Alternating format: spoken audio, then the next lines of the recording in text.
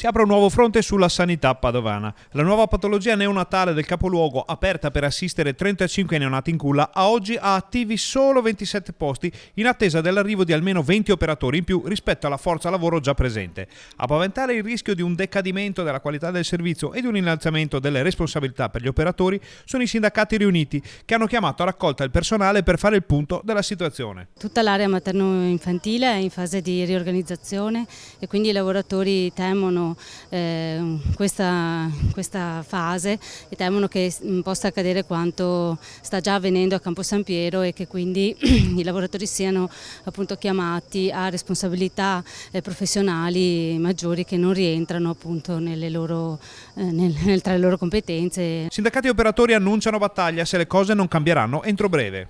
Siamo qui perché ci ritroviamo di nuovo dopo la chiusura di Piove di Sacco e il declassamento del punto nascita e della patologia neonatale di Campo San Piero, di nuovo a far fronte a un'emergenza sanitaria con il personale dell'azienda ospedaliera. Hanno comunque riorganizzato tutta la parte materno-infantile partendo dalla patologia neonatale e dal nido.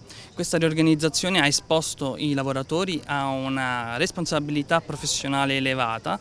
Questi lavoratori che sono tenuti a fare doppi turni per garantire un'assistenza che sia eccellente, come richiede un'azienda di questo livello. Le sigle sindacali riunite riferiscono di aver già fatto presente alla direzione dell'azienda sanitaria questa nuova problematica. Noi siamo impegnati oggi come CGIL e CISL e UIL per evidenziare una problematica legata alla carenza del personale, in questo caso dell'area materno-infantile, anche se in verità le problematiche sanitarie che noi stiamo ravvisando sono diverse, dettate proprio dal numero importante di pazienti da seguire in base all'esiguo presenza di personale. Ricordiamo che non riguarda solo gli infermieri la problematica, ma riguarda le OS, le operatrici sociosanitarie e le ostetriche. Per quanto riguarda l'area materno-infantile non solo la patologia neonatale, ma anche il nido, il puerperio e la piastra ostetrica. Quindi parliamo di centinaia di lavoratrici, maggiormente donne, lavoratori, che sono impegnati nella cura, nel sostegno della donna e del bambino in una condizione di difficoltà.